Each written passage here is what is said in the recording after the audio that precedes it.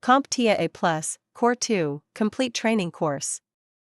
Exam Objective 1.9 Identify common features and tools of the Linux Client Desktop Operating System. Configuration files. Configuration files are text-based files used by the Linux operating system and its applications to store system settings and control behavior. These files determine how the system operates, how services are configured, and how resources such as users, storage, and networks are managed. In Linux, many of the most important configuration files are located in the /etc directory, which acts as a central location for system-wide settings. For this video segment, we will be focusing specifically on configuration files found in the /etc folder. Because these files are written in plain text, they can be viewed using the cat command and edited using command line tools like nano. This makes them both powerful and flexible, but also something that should be handled with care, since even small changes can directly impact how the system functions. As you begin working with these configuration files, it helps to think of them as the instruction manuals that tell the operating system how to behave behind the scenes. With that foundation in place, let's start with one of the most important configuration files related to user accounts, the /etc/passwd file. This file is one of the core configuration files used to manage user accounts on a Linux system. Each line in this file represents a single user and contains important details such as the username, user ID, group ID, a description field, the user's home directory, and their default shell. At first glance, the structure of this file may look a bit unusual, since each line is separated by colons, but each section serves a specific purpose.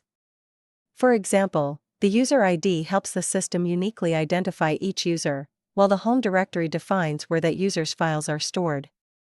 The default shell determines what environment the user interacts with after logging in. Because this file is essential for user authentication and system access, it plays a critical role in how users interact with the system. Misconfigurations here can prevent users from logging in or accessing their environment properly. You may also notice a placeholder, represented as an X, towards the beginning of each line. This X indicates that the actual password is not stored in this file. Instead, for security reasons, encrypted password data is stored in a separate file. With that in mind, the next step is understanding where that password data is actually stored, which brings us to the /etc/shadow file. The /etc/shadow file is responsible for storing encrypted password information and account security settings for users on a Linux system.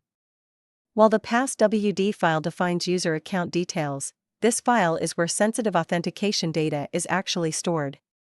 Each line in the shadow file corresponds to a user account and contains several fields separated by colons. These fields include the encrypted password, as well as other password-related settings. At first glance, the encrypted password field may look like a long, complex string of characters. This is known as a password hash, which is a secure representation of the user's password.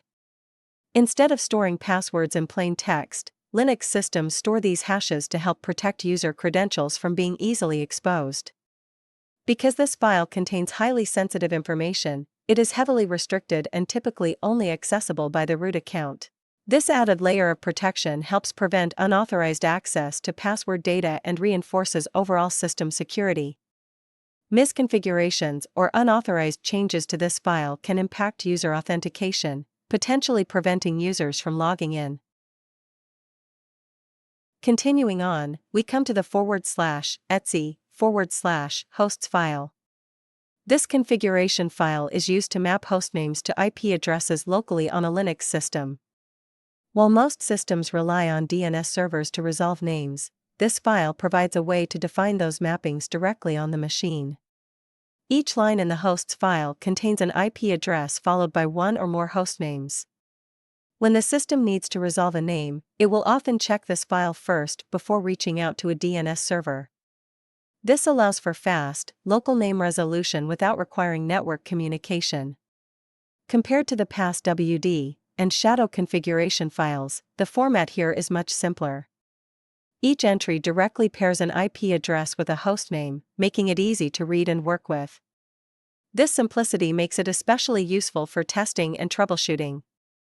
For example, administrators can manually map a hostname to a specific IP address to test connectivity or override DNS results.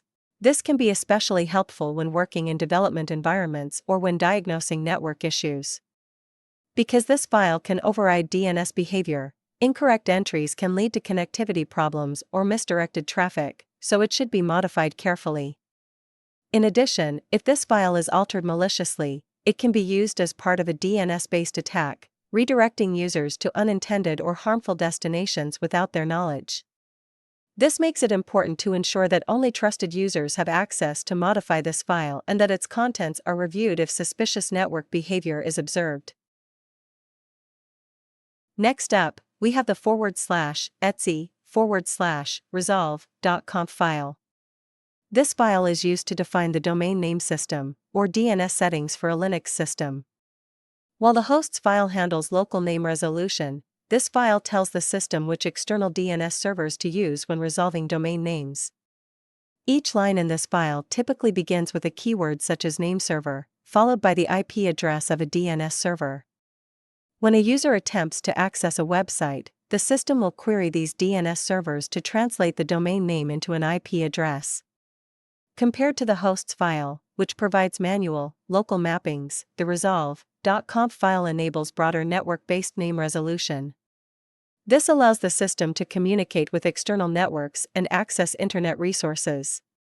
Because DNS is essential for most network communication, incorrect settings in this file can prevent access to websites and other network services. Shifting from networking to storage, we now have the /etc/fstab configuration file. This file is used to define how storage devices are automatically mounted on a Linux system. Each line in the fstab file represents a file system and contains several fields that specify details such as the device identifier, the mount point, the file system type, and mount options. These entries tell the operating system how and where to attach storage devices within the directory structure. Compared to earlier configuration files, the format here is more structured, with each field serving a specific purpose. For example, the mount point defines where the file system will appear in the directory tree, while the file system type indicates how the data is organized on the device. Mount options can control behaviors such as read and write access, performance settings, and how the system interacts with the device. This file plays a critical role during system startup, as it is used to automatically mount drives without requiring manual input. If an entry in this file is incorrect, it can prevent a file system from mounting properly.